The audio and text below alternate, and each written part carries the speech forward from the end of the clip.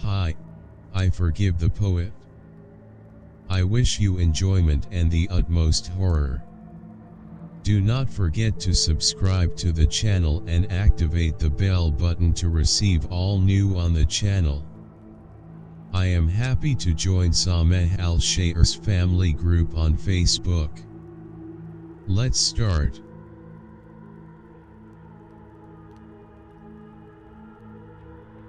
The Bermuda Triangle has always been the focal point of strange events and mysterious disappearances.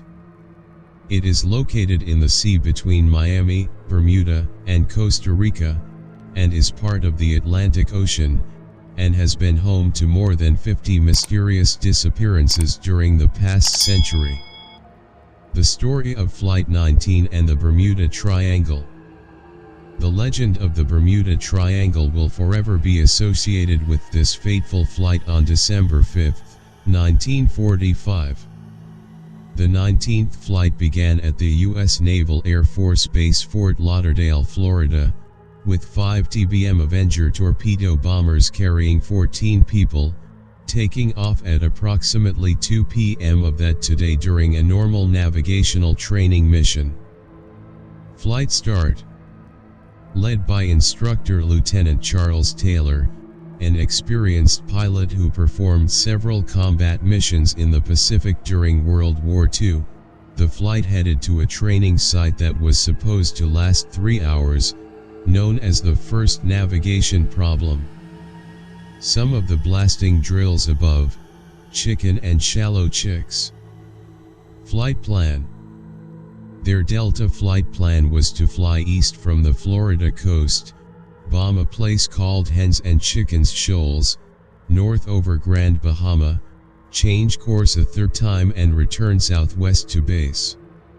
Don't forget to subscribe in the channel and activate the bell button to receive all new on the channel. I am happy to join Sameh Al Shaer's family group on Facebook. 3. Most of the Marines were in the air for about 300 hours, with the exception of one plane with only 2 men on board. Itinerary.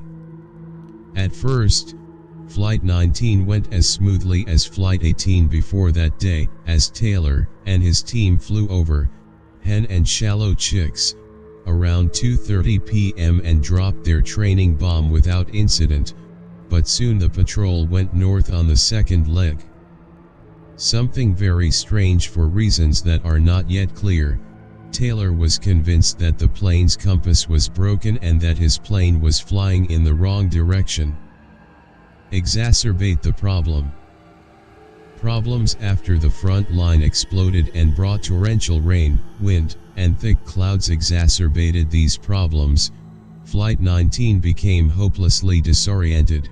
One of the pilots radioed, "I don't know where we are, we must have been lost after the last turn," and then there was a moment of silence as the tower crew looked in the direction the planes were supposed to be operating, but there was no sign of them, and the captain announced the flight it was no longer possible to locate or see the Earth.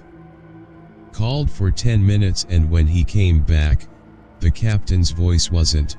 Someone else's voice was saying, "We can't find the west side. Totally wrong.